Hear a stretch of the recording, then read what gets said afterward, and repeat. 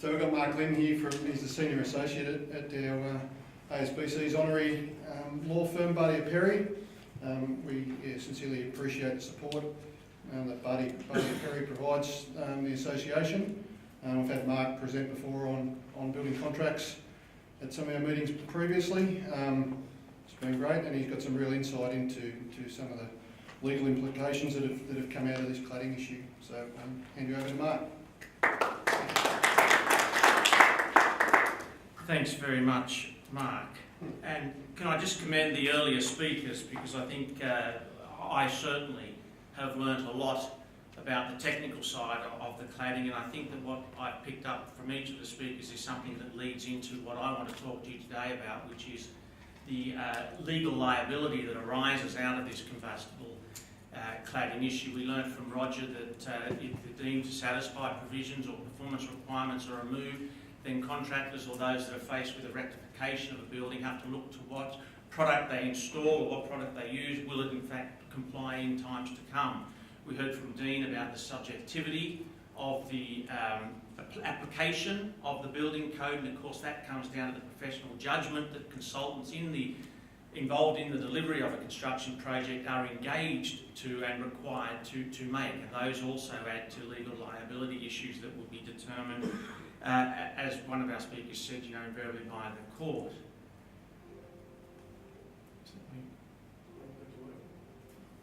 Which way am I supposed to be going? Am I going the right way? There we go. Okay, so I just start off with this quick quote, because I think this quote speaks to the number and complexity of issues that are faced by owners and owners' corporations when their buildings have been determined or when they've identified that there is combustible cladding on their buildings. As the quote says, the interesting issue from the legal liability side of things is to determine who's at fault or who's liable, and of course what that in a commercial environment really is interpreted as who pays.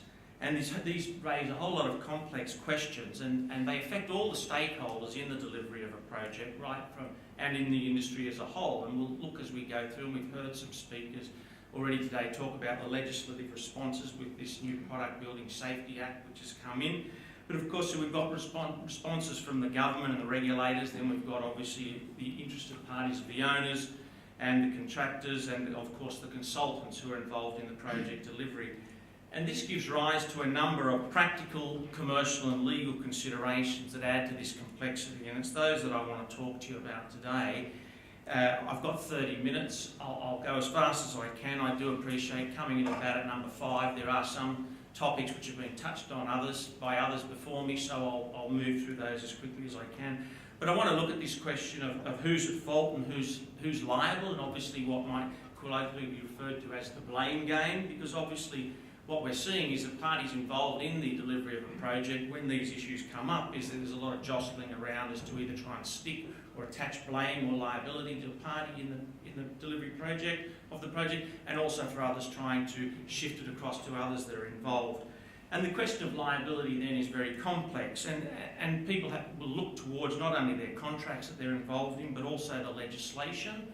And as again we've heard earlier today about some of the legislation that's come in as a result of the recent fires, and the common law, of course, which is the case-made law, and people will be looking to those, and parties will look at all three of those elements, the contracts, the statutes and the common laws, to see where liability, whether they can stick liability to a party that's involved in the project, or whether they can avoid and shift it away from themselves. And many of the parties that are involved, such as consultants and to the extent yourselves, have been engaged to apply professional judgment. And Dean referred to this when he talked about the application and interpretation of the code. And obviously that's going to add to a further level of complexity in determining whether or not professional judgment has been applied, or whether it's open to criticism and can result in liability being levied towards a party in the process. But ultimately, responsibility for rectification lies with the owners, and it's the owners are the ones that are going to get the rectification orders, and they're going to be the ones that are going to be issued with the building notices, and as Pele talked about, the show cause notices that have been, for example, issued in Victoria, and have 30 days to respond to those. So it's an area that's complex, it's an area that people are going to be jostling, as I referred to as the blame game. It's an area that's ripe for litigation. And what we've seen recently in Victoria is the litigation that's arisen out of the lacrosse fire. And that certainly took up the whole of September and certainly a number of days into October for that litigation for that matter to be heard before the court. Now, I should just preface this, whilst we have some involvement in the rectification of the works, that we were not actually involved in the actual litigation. So a lot of what we talk about, or what I talk about here today, is based on information that I've been able to obtain around the traps or from publicly available information. Again, on the litigation front, I know that, for example, there's a class action that's being touted again coming out of Victoria, which is a $4.2 billion class action being planned, apparently on behalf of about 250,000 owners and residents of about 1,400 apartments. That's going to be looking to commence the first stage of a national action against builders for compensation for cladding. So if that can be organised, then you can see that obviously that's going to be a significant piece of litigation that's going to fuel this combustible cladding incident. So what are some of the practical issues that we're faced with? Because of course practical issues in terms of rectifications of cladding results in costs, results in time and cost relief provisions being incorporated into contracts. So some of the practical implications that may be faced by a contractor, for example, is obviously getting access to the building and the facade, and the methodology that they're going to engage if they are ordered or required to rectify. What's the appropriate method of rectification? As Roger talked, what's the appropriate product to use in light of the forthcoming, or as Roger anticipated, this removal of the deemed to satisfy performance requirements? So what is the right product to use? We've seen the Building Product Safety Act come in, and again, as Dean said, he didn't care what was the appropriate code at the time that the cladding was applied to the building. If it's a banned product, as at this point in time, retrospectively, it's got to be, well, the risk has to be eliminated, and that may result in the product having to be removed. So you can see there's some of the practical issues that a contractor's going to have to face. What are some of the practical issues faced by owners? Obviously, you know, in a building like Lacrosse, getting access to the units, dealing with the residents that are in the buildings to get access for the rectification works. And then potentially, we haven't seen any of this, not that I'm aware of, claims by the owners against the owners, the individual unit owners against the owners' court, because of course the facade's common property and it's the responsibility of the owners' court. The other thing that Dean touched on, and it was a good segue into this point of mine, is that one of the influential parties in this whole process is obviously going to be the insurers, because they're the ones that are standing behind the risk of buildings and the risk of, we'll talk later about the risk of the professional indemnity insurance. That's obviously a very important part of all consultants, including yourselves, practice. And the Industry Council of Australia has taken a proactive approach, and they've developed what they refer to as a residual hazard identification protocol, which is for the identification of the residual risk once a building has been identified as having combustible cladding applied to it. And again, it ties in neatly with what Pele was talking about, the audit process that's going to require to be taken on, because again, as I look at some of the legislation that's been introduced, a lot of it's about self-assessment. It's putting the obligation back on the owners to go out and engage consultants to make an assessment of what cladding is actually on their buildings. So again, in respect of the insurers, we've heard stories of insurers that are refusing to cover. We've heard stories of increased premiums as the insurers actually re-rate their risk when they identify buildings where combustible cladding has been identified. We're not aware, or certainly I'm not aware of, as yet, of any buildings that haven't been able to get any cover.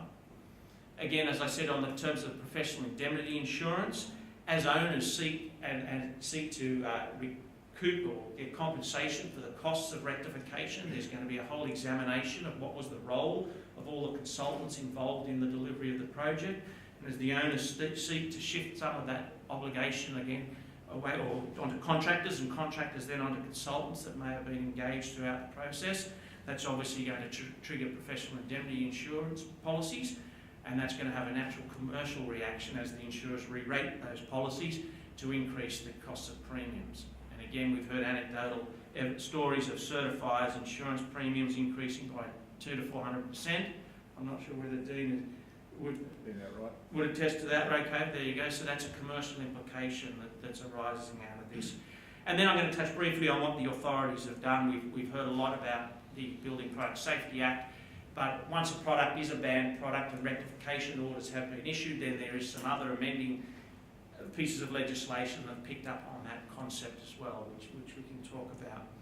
So all these issues have come to light since the fire of La Crosse. As Roger said, there were pushes earlier back in 2010, I think, that I wasn't aware of, to make some changes to the Australian standards that didn't get up, but certainly since La Crosse, and then followed up by Grenfell, there has been a significant attention placed on this area. So what I want to do today as I move through this discussion of legal liability is to look at the La Crosse proceedings, so to try and use that as a bit of a case study. As I say, the caveat, I wasn't involved in the proceedings, so a lot of what the issues that I have referred to up here are ones that I've picked up through my own research as I've moved through. So very briefly, La Crosse, early hours of the morning, 23 stories, 320 apartments, and we all know, or most of us know, it started from an ignition on the 8th floor from a cigarette that was extinguished in a tub, which then found its way across to the air conditioning unit, and then up through the cladding. The composite panel was part of the external wall on the balcony, and again, as all the speakers before have said, the fire spread vertically, and it also up the wall and also went down the wall. We've heard today the fire spreads down, and we've also heard in and around a lot of discussion on residue and debris, and the effect that may have on starting fires below the actual ignition point. What we did learn from La Crosse is that some of the safety management systems actually work well. The sprinkler systems, I think someone mentioned it earlier today, there's a question of whether they actually work beyond their level of capability and whether that was obviously beneficial in this instance, and the evacuation processes saw all the occupants, 500 I'd get out in time, and we had no fatalities. That's to be opposed to Grenfell, which was built in 72, as I understand it, was a retrofit of the cladding, but there was still some 30 plus year old fire management systems in place. So it suffered as a result of that, I suspect, apart from a whole lot of other reasons. So that's a picture of the La Crosse balcony, where the composite panel was part of the external wall attached to a steel wall frame. And then again, as Roger's talked about, the whole wall component, the insulation, the circuit behind that, and the panels were attached using clips and adhesive tape. And of course, within the adhesive tape, and again, what I've learned today about glue, is there's a significant combustible element to those products as well. I won't go into how the fire is reported to have progressed, but because I think we've been through that. So as I said, rectification resides with the owners ultimately, and they're going to seek to pass these rectification costs through to the builders, and depending on the project delivery method of construct only, design and construct, there's also a potential liability for consultants. So who's potentially liable? We obviously got the product manufacturers. They're going to be a part of the delivery project, the project process that people are going to look to in terms of attributing liability. There's the importers and the wholesalers of the product, and in the case of La Crosse, as I understand it, they were imported panels that came in from China. The approvers and the certifiers, so the consultants involved in the process, they're all going to be potentially liable. Obviously the developers, and of course the builder, and then ultimately the building owners and the owners' corporations, because it won't be liable, but they're the ones that are going to get landed with the cost and the obligations to rectify. So having determined that there are a number of parties who may be found to be liable or may be considered to be liable, we then have, as lawyers, have to look at what's the cause of action. How is liability going to be attributed to, or is it going to be attracted by these various parties? Obviously the first place to start is to look at the contract. So people will be looking to see whether there's breaches of contract, and that will go in, we'll talk a little bit later, as one of the tips that I'll give consultants is to ensure that the scope of works or the scope of services that they're providing are set out in as much detail as possible, so that in the event that someone goes looking at the contract, which is always the first port of call, is to establish what are the responsibilities that the parties have agreed to when they entered into the contract. We've also got this concept of negligence, whether or not there's been a breach of the duty of care. This again, picking up on Dean's point, the subjective nature of the application of the code. I think you talked about, Dean, about whether or not it was going to last over doorways or hindered exit doors. As Dean said on a number of occasions, very subjective. So has there been a duty of care that's breached by by a consultant in these processes in applying these codes and then obviously issuing the certifications. You've got the statutory warranties that arise under the Home Building Act, again touched on before. Combustible cladding is a major defect, which gives rise to that extended 6-year period for the statutory warranties under the Home Building Act. You've got the Australian Consumer Law. I'll talk in a little bit more detail on that shortly, because that's one of the components and one of the causes of action that's come up through the lacrosse proceedings. You've got the various work health and safety legislation. You've got the compliance with the codes, which will be a term of the contract. And of course you've got the Building Product Safety Act, which is the one in New South Wales, which commenced in December 2017. To the extent to which there may be more legislation that's deemed appropriate, that too will come into the mix. So it's very difficult to consider all the various parties who may be liable in such circumstances to compensate the owners' corp for the rectification costs. And there's also a number of causes of action that could arise, that could give rise to this liability. And as the parties continue to look at the various ways to either dodge or attract or stick liability to one party or to shift it across to another party, that will obviously be done on a case-by-case basis. So if we take the lacrosse, as I said earlier, as a sort of a case study, or based on what we know about the proceedings down there in lacrosse in Victoria, the City of Melbourne ordered the Owners Corp to replace the panels. The Owners Corp seeking to recover the costs of that from L.U. Simons, who was the builder, and there are other parties that have been joined in those proceedings. It's prosecuted by the VCAT, the Victorian Civil Administrative Tribunal, and that hearing started on or around the 1st of September. I understand that it's come to an end at the moment. There's been no decision handed down, but certainly, imagine in terms of time and cost of a hearing like this, ran all of September and into the early part of October, so it wouldn't have been a cheap exercise. So if we just look a little bit closely at the proceedings, we've got the lacrosse claim. The claim, the owners apparently are seeking about $24 million in damages. About 10.75 of that, again, is reported to be in relation to the actual recladding costs. There's $1 million in lost rent and emergency accommodation, and there's some $500,000 increase in insurance premiums. It's been reported in the press that the lacrosse owners have seen their annual increases in insurance premiums increased by about 80% due to the ongoing presence of combustible cladding on that building. And in fact, the Owners Corp chairman has said that of the $1 million they paid in since 2016, 500,000 of that is attributable to cladding-related premium insurance increases. So you can see there's a number of elements that go to determining the cost issue of this issue. And then hence the reason why attributing liability is so important and so complex. There are a couple of practical issues which again I think impact on the cost of the recladding, because every time you look at these practical issues, as we all know in construction, everything's got a cost attached to it. We've obviously got the location of the building, and I'll show you in the next slide what I mean by that. Access, the complexity of access is one thing to apply the facade panels when the building's being constructed. There's not a lot of development around it and access is easier.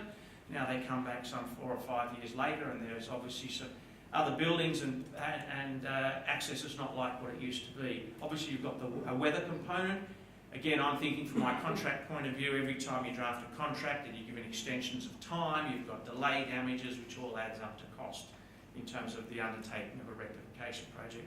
I said earlier you've got issues with occupancy and disruptions around, disruptions that are caused to the other two residents in the building. So if you that's just a picture that I found of the lacrosse building. That's the lacrosse building. When I talk about access and weather, I just want to highlight this. I found it interesting, I hope you do. You can see now that the lacrosse building's tucked up alongside Etihad Stadium, which obviously is going to impact on some of the access issues in terms of getting to the building. There's a question of the methodology of the rectification work. Do they apply swing stage scaffolding? And that brings into play weather. Apparently there's a wind corridor now. I assume it sort of runs up the river there. But there's a wind corridor there which provides weather issues in terms of using swing stage scaffolding.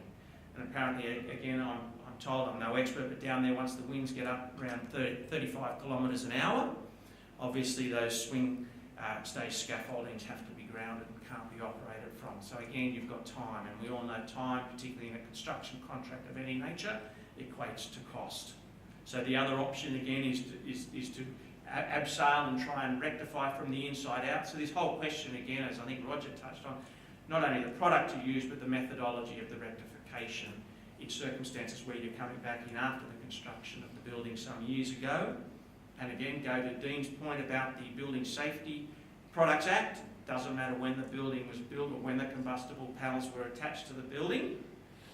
If it's a banned product now, the risk has to be eliminated, and eliminating the risk may involve removal of the panel. So you've got all sorts of issues around access.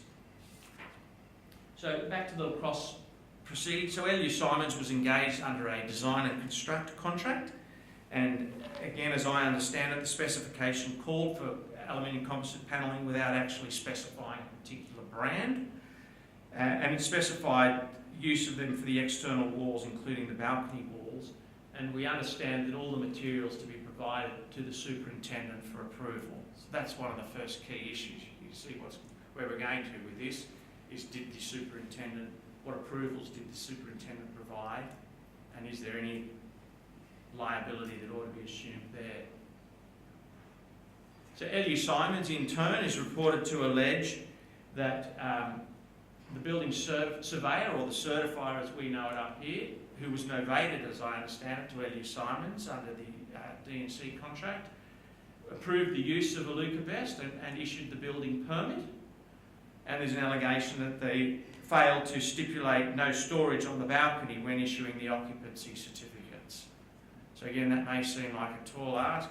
We could refer to Dean later as to whether that's something that might be included in their certification, but these are the sorts of avenues that are being considered and some of the causes of action that are being looked at in this type of proceedings. You've then got the architect.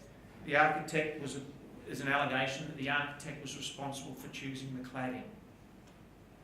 The owner of the apartment, I believe, is a party in the proceedings, and an allegation that the owner failed to exercise reasonable care not to create a fire hazard in the use and occupation of the unit. And we also believe the French tourist who actually stubbed his cigarette out has also been named as the seventh defendant. I'm not quite sure what they're going to go him for. My understanding is that he's long gone, but I believe he's on the pleadings there somewhere. Yeah, I think that's what they want. The Owners Corp. So the Owners Corp is obviously looking for compensation for the rectification costs. Now, we talked earlier about one of the first places to start is to have a look at the contract in place. But of course, as you will appreciate, in this situation, the Owners Corp didn't actually enter into the building contract with L.U. Simons. That would have been the developer.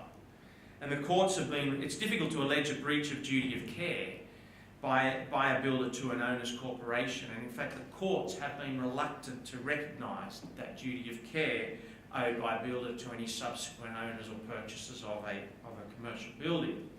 So the claim, as I understand it, is made against L.U. Simons under the Australian Consumer Law, which has its origins in the Trade Practices Act.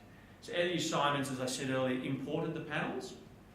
And what the ACL says is that a manufacturer of goods supplied is liable to compensate a person if the goods have a safety defect, and there's a definition of safety defect there, being their safety is not such as a person generally are entitled to expect, and other goods are destroyed because of that safety defect. So 140 extends to other goods are destroyed, and section 141 extends to destruction of land, buildings and fixtures. Now in this instance, you would say L.U. Simons imported the panels, but there is a provision in section 7 that says that a person that imports panels or imports goods into Australia, where the manufacturer doesn't have a place of business in Australia, is deemed to be the manufacturer. So again, as I understand, in this situation, L.U. Simons imported these panels directly from China, and the Chinese manufacturer didn't have a place of business. So you'll see how this cause of action has been worked up under the Australian Consumer Law. So there's the claim against the building surveyor. Dropping things everywhere here.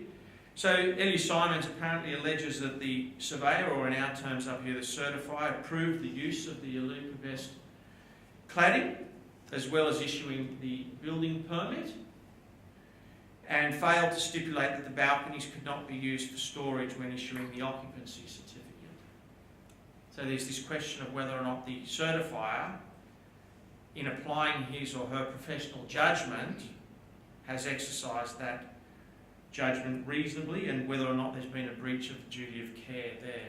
Also under the ACL, as I understand it, again, there's an action being considered as to whether the issuing of the building permit was misleading and deceptive in that it represented that the panels were compliant with the codes.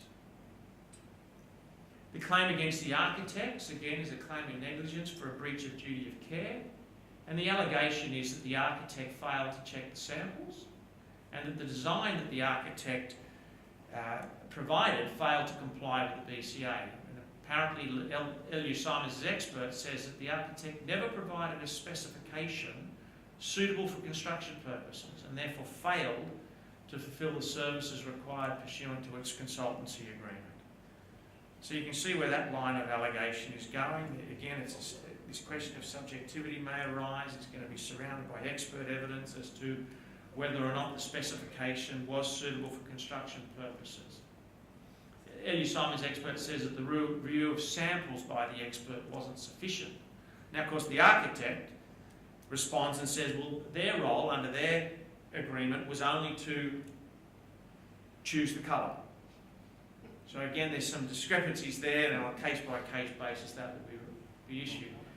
But the allegation is that again, wrongful issuing of certification that the works complied with the design documents. So you can see in this instance here that what's going to come under question is this, and I keep talking about this matter of professional judgment by consultants, and I think that's the point that I wanted to highlight here today.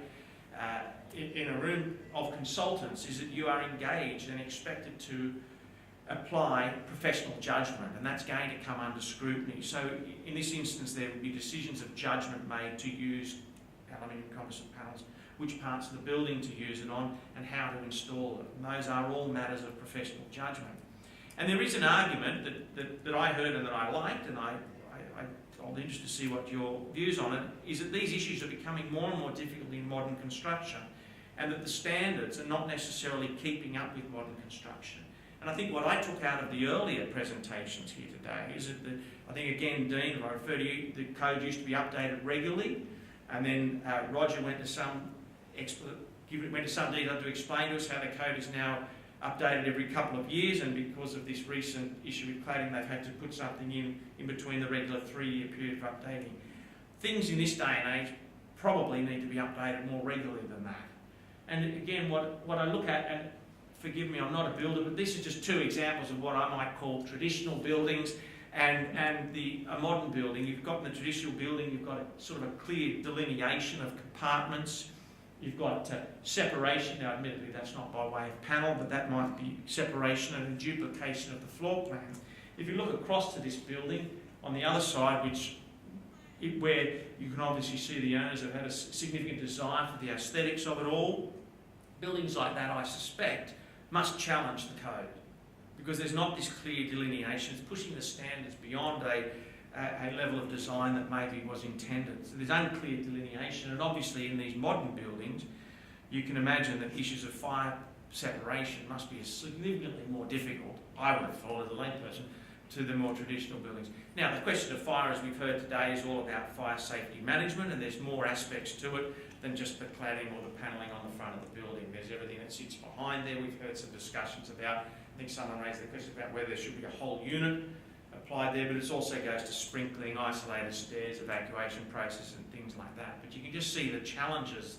My point is that the challenges that are being faced as a result of this constant desire for the aesthetics of buildings, to create buildings that are newer and a lot more modern, a lot more out there. And I think that with their challenges, that the standards are going to have to try and keep up with, and certainly professionals who are applying their judgment are going to have to take into consideration. So the question of professional judgment, I think, is probably more open to challenge as we move towards these more aesthetically pleasing buildings with all the challenges that they face. So back to La Crosse, there's a claim against the fire engineer, again, for a breach of duty of of care under the consumer law, with an allegation that the fire engineer's report was misleading and deceptive. So again, that's just another cause of action that's been raised in these proceedings. I don't offer any judgment as to whether it's a substantial or reasonable cause of action, but these are the sorts of causes that are being raised in an issue to disperse liability amongst other parties, either get it to stick on parties or move it away from yourselves, depending on where you sit in the project. Claim against the superintendent, who, as I understand it, was joined by the architect. Again, it's brought in negligence because of a failure of the breach of duty to care, because they failed to detect the builder's non-compliance with the construction of the design projects. Again, my understanding, and I think was supported by Roger earlier, is that cladding was to be folded and mechanically fixed to the subframe, but in actual fact was stuck with adhesive tape.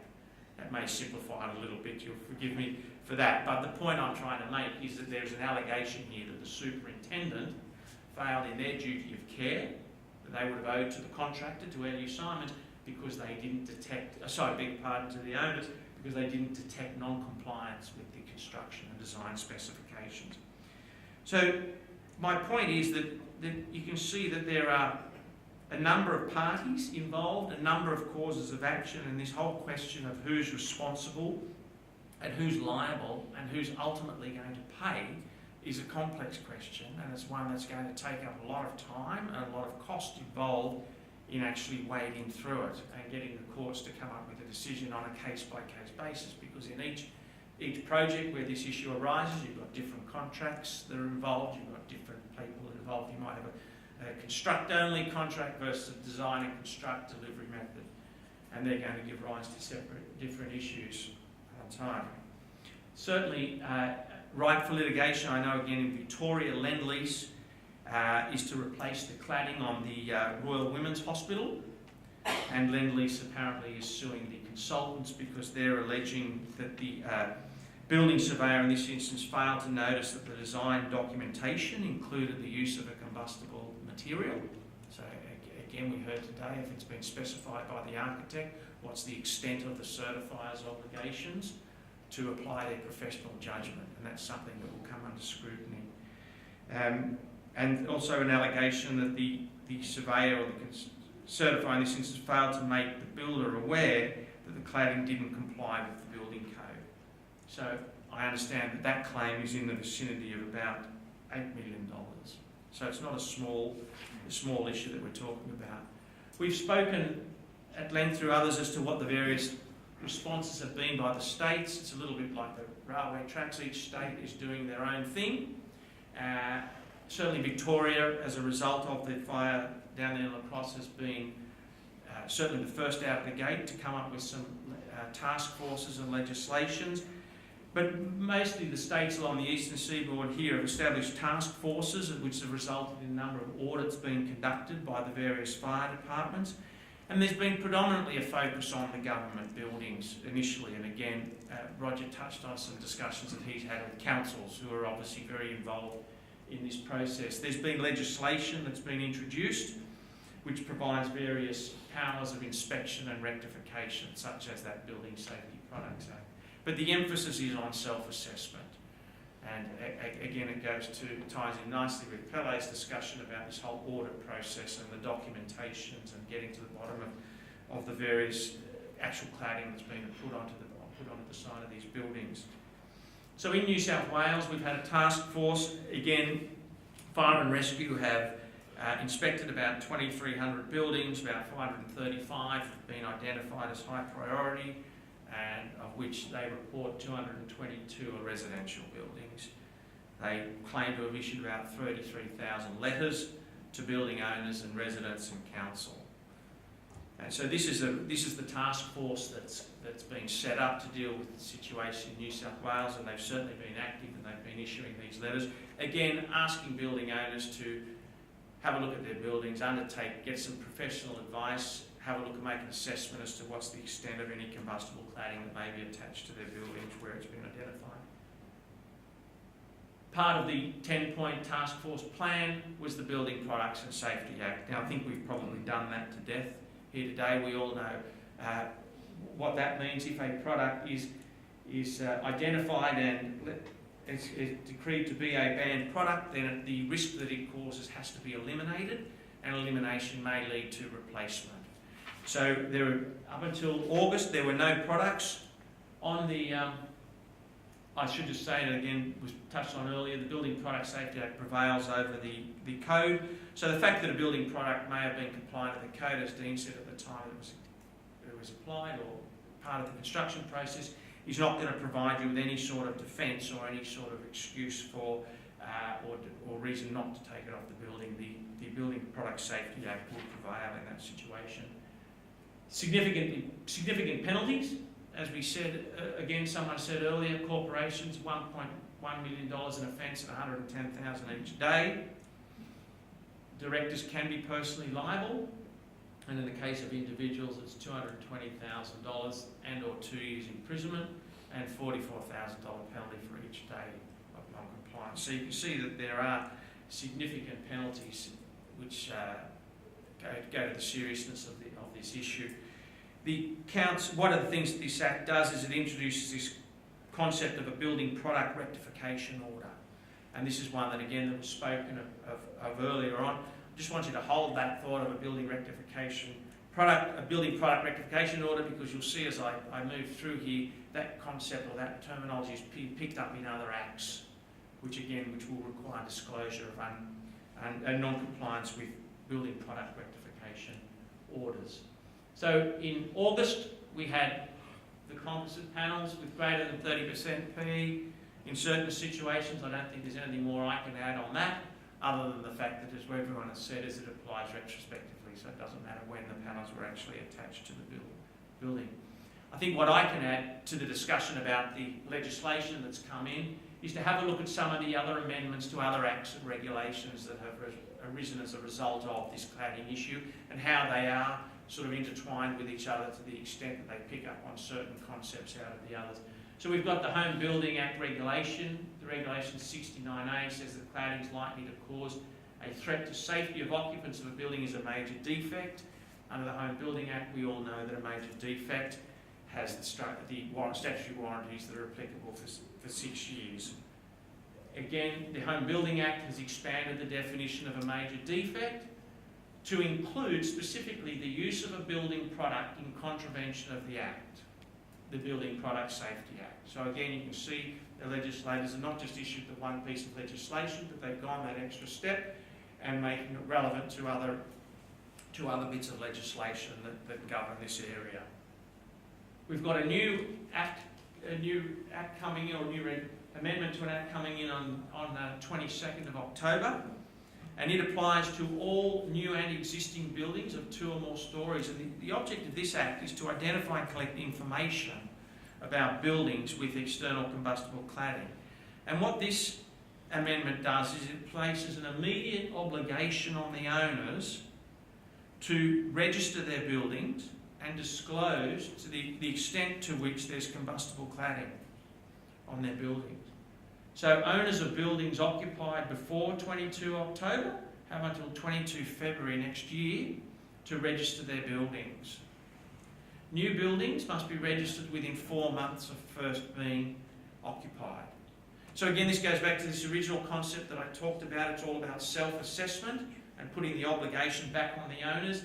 Here's another obligation on the owners to register their buildings and identify those buildings where there is external combustible cladding on those buildings. So obviously the task or the challenge for the owners is actually to identify the extent to which combustible cladding may or may not be on those buildings, and that's where there's a role for the various experts in that area to go down the paths that we've talked about before of taking samples and testing and doing audits that Pele talked about so comprehensively. I conclude that presumably the government's going to use this information to target buildings that contain combustible cladding products that are subject to the Safety Act, because then once they're deemed to be combustible cladding and they're a banned product under that Safety Act, then the legislation allows for orders to be given to eliminate the risk caused by that cladding, and the elimination of that risk may extend to removal or rectification of the panels. Again, in the conveyancing, sale of act regulation came in 2017. There's a prescribed warranty, as you're all probably aware, that the land is not subject to an adverse affectation unless disclosed. So an adverse affectation now is expressly stated to include a building product rectification order that has not been complied with. So a vendor who fails to disclose in a contract of sale that there is an outstanding building product rectification order will be in breach of the implied warranties under the Conveyancing Act, and a purchaser may have the right to rescind the contract. Again, move across to the Strata Schemes Management Act. It too has been the subject to a regulation amendment, and Form 4, which are the certificates that are issued under Section 184, now provide a section of 11A which asks the Owners Corp, when they're required to produce these Section 184 certificates, to particularise any outstanding building product rectification orders. So there are ramifications that lead to significant disclosure in the event that an owner's building is subject to one of these product rectification orders under this Building Safety Act. The EPA Act, these 149 certificates, they'll need to include a statement in and around an affected building notice, which is a concept that comes out of this Building Safety Products Act, and any outstanding building product rectification orders. So you can see, again, my point, without wanting to labour it too much, is that you can see they've extended the application of a banning of a product of which certain cladding has now been banned as of August, and you can see that disclosure is required through a number of other bits of legislation that may affect the building. So come back to my original point, the responsibility for rectification or replacement lies with the owner. We've talked briefly about the expenses that may be incurred. It's not just the cladding, but also there's those other issues as I highlighted in respect of lacrosse, such as access, weather, disruption to tenants that may be in the building. One of the things that's happened in Victoria, on recommendation of the Victorian Cladding Task Force, is that the government's introduced a mechanism to reduce the cost to removing combustible cladding through a mechanism known as the Cladding Rectification Agreements. Now that's an agreement where owners will be able to enter into a loan for the rectification costs, which will be repayable, a low interest loan repayable across a period of no less than 10 years through the rates system. So again, an owner's corporation that might not have the money may not be covered by insurance, may not be able to attach liability to any other parties, or in fact may just be required to comply with a order for rectification, whilst the question of liability is being determined through the court process, which, as we know, can be a significantly longer process, and it may extend beyond the time in which the Owners Corp has to actually carry out the rectification work. So in Victoria, there are these cladding rectification agreements, and they will pass with the property. So if the property is sold to an incoming purchaser, they will assume the liability under their units for compliance with this rectification agreement, which will be caught up in the rates on the units. Certainly New South Wales government's come out and said there's no plan to provide that level of financial support. I am aware that there is a strata financing company that is out in the market making loans available. So there are obviously lenders who are prepared in certain circumstances to take on this risk and advance funds against just advanced funds, I'm not sure I was going to say against security, but I don't think that's the case, but certainly provide funds to allow Owners Corp to borrow the money to undertake the rectification of these buildings. So what should owners do if they've got concerns about their buildings? And again, this is somewhere, as Dale says, he's fielding calls, or a call certainly as to what, from building owners that require your services to have a look at these issues and make a determination. And certainly once that new legislation comes in from 22 October, which is fast approaching, buildings will have to register this information. Again, I'm not sure that I've got a lot more to add. Certainly people like I are far more qualified than I to talk about what the process is, but it all seems to be around the same. There's a requirement to undertake an audit, to have a look at the documentation, to try and establish what was actually put up on the building. And that involves obviously site inspections, obviously some form of invasive inspection, be it taking off a whole panel or sampling and testing those samplings. As I said earlier, the Insurance Council of Australia has produced this residual hazard identification protocol, and this pretty much follows what they've recommended. The insurers are obviously a significant player in this whole process, and so they've identified proactively a protocol that building owners should consider following in an assessment as to whether or not their buildings do contain or have got use of this combustible cladding product on them. So obviously then do a risk assessment, which is conducted by an expert, and then the expert determines a way forward with a view to eliminating the risk. And obviously then you get into the work that's required. You obtain a scope, obtain approval, consider legal liability, amend your brief to the consultants who prepare the fire statements to ensure that there's any reporting on non-compliant cladding that might be on the building. And I think probably it's important to disclose the existence of combustible, non-compliant aluminium cladding to the insurers, and to ensure that coverage is continuing. I think that's important.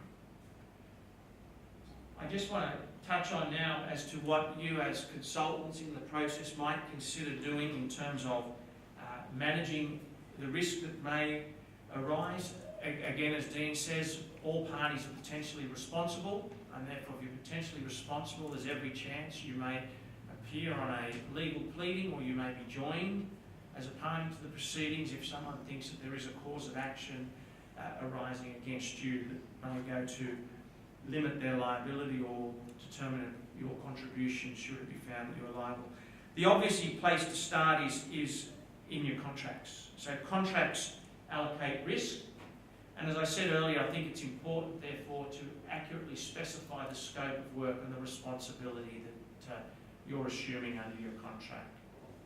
Again, we look at some of those examples in the lacrosse that I put up earlier. Was the architect to specify the cladding, or were they really just choosing colour? I mean, I know that sounds frivolous, but the more detail you get into your scope of work, I think the better you will be.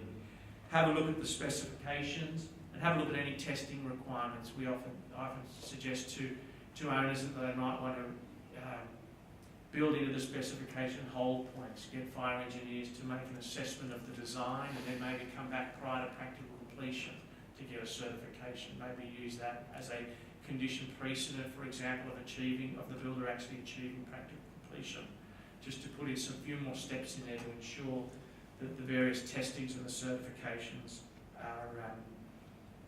are adequate and in place to provide any protection that you can.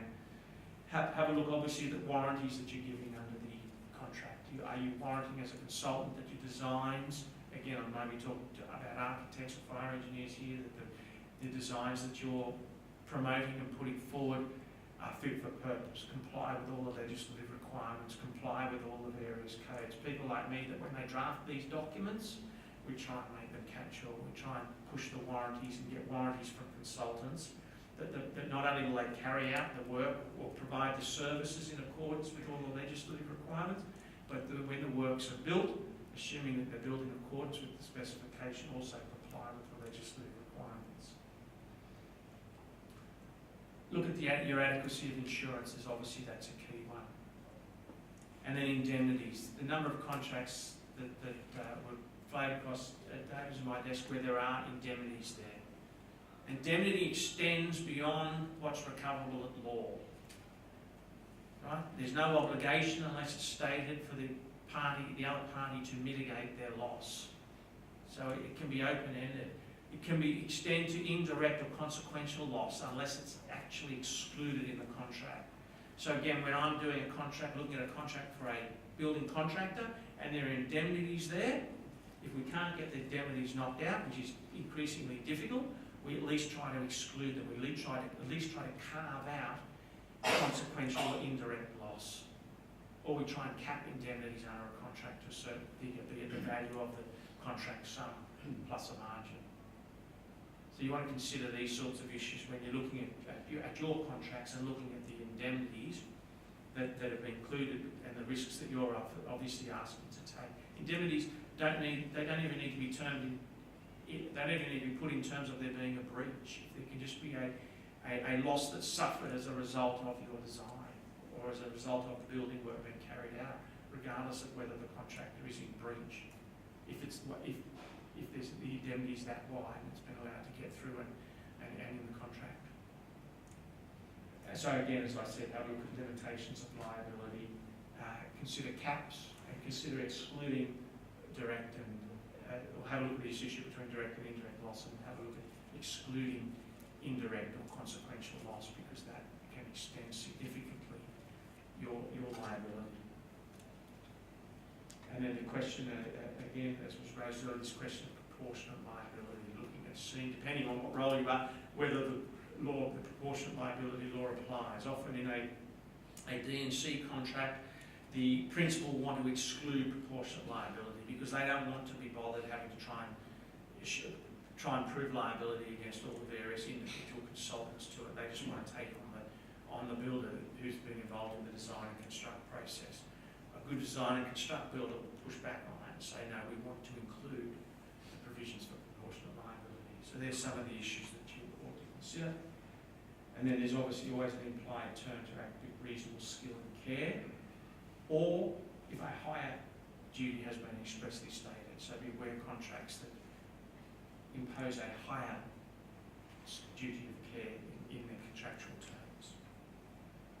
Obviously, if you're specifying, deal with reputable suppliers, deal with suppliers that are able to give you the requisite certifications and warranties that we've talked about through the course of the afternoon that are available, and specify those products, because that will obviously be assistant.